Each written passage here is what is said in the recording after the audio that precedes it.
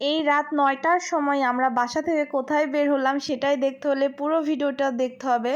তো hello everyone, আসসালামু আলাইকুম। আশা করি সবাই ভালো আছেন, আমরাও আলহামদুলিল্লাহ ভালো আছি। ভাবলাম যে একটু বাহিরে খাবো, তো চলে আসলাম অরোরা টুতে। আর ফার্স্টেই বলে নিচ্ছি, আজকে হচ্ছে ট্রিট দিয়েছে আমার ননদ মানে ঐশীর আম্মু। তো এই তো আমরা এখানে একটু মেনু দেখছিলাম, আসলে আমরা বাসা থেকেই ভেবে এসেছি যে কি খাবো, এখানে একটু ভিডিও নেওয়ার জন্য ঢং করছিলাম। এদিকে আমি দেখাচ্ছিলাম আমার ননদকে আর ঐশীকে, তো তারা একটু লজ্জা পাচ্ছিল দেখে মুখটাই ঢেকে নিচ্ছিল। আর এদিকে আমি বললাম আমাদের একটু সুন্দর করে ভিডিও করে দাও।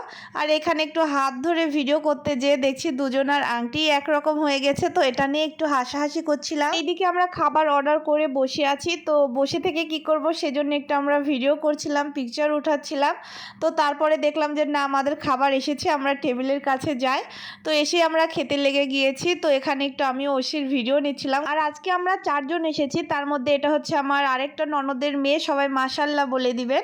সে খাচ্ছিল আর আমি একটু ভিডিও নিচ্ছিলাম। মাশাল্লাহ, অনেক সুইট একটা মেয়ে। এদিকে নাবিলা বুড়িকে বাসাতে রেখেই আমরা চলে এসেছি, আর নাবিলা বুড়ি জানেও না যে আমরা এখানে হিসাব করছিলাম যে কয় টাকা বিল হয়েছে। আর আমি এটা ভিডিওর জন্যই নিয়েছি, তাছাড়া এই ভিডিওটা করার কোনো ইচ্ছাই ছিল না। এখানে এসে অনেকক্ষণ দাঁড়িয়ে থাকতে হয়েছিল কারণ প্রচুর ভিড় ছিল। আর এখানে আমার খুবই লজ্জা লাগছিল, পাশে ভাইয়াটা দাঁড়িয়েছিল, আমি খেয়ালই করি নাই। তো দেরি হয়ে গিয়েছে, তো আমরা খেতে খেতে আশেপাশে সব কিছুই ফাঁকা হয়ে গিয়েছিল। মানে আমরা অনেক আস্তে ধীরে খেয়েছি, আর মেয়ে মানুষ একটু আস্তেই খায়। তারপরে এই যে আমি একটু দেখাচ্ছিলাম যে কোনো মানুষই ছিল না। আর এখানে ওরা সব কিছু গুছাচ্ছিল, ভাবছিলাম যে আমরা একটু ভিডিও করে নিই।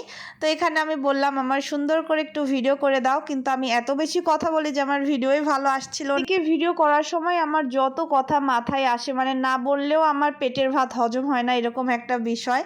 তো এখানে আমরা সবার ভিডিও নিচ্ছিলাম, নিয়ে তারপরে বের হইলাম। আমরাই একদম লাস্ট, আমাদের পরে আর কেউ নেই। মানে কেমন একটা লাগছিল, পুরা রেস্টুরেন্ট ফাঁকা, কিন্তু ভালোই লাগছিল ঘুরে। আর এই বাহিরে একটু ভিডিও নিচ্ছিলাম, রাস্তাতেও কোনো মানুষ নেই। তখন একদম 11টা পার হয়ে গিয়েছিল আমাদের বাসার সামনে হওয়াতে আমরা আস্তে ধীরেই আসছিলাম যে এক লাফেই আমরা বাসায় চলে যাব। তো আজকের ভিডিওটি এই পর্যন্তই, আল্লাহ হাফেজ।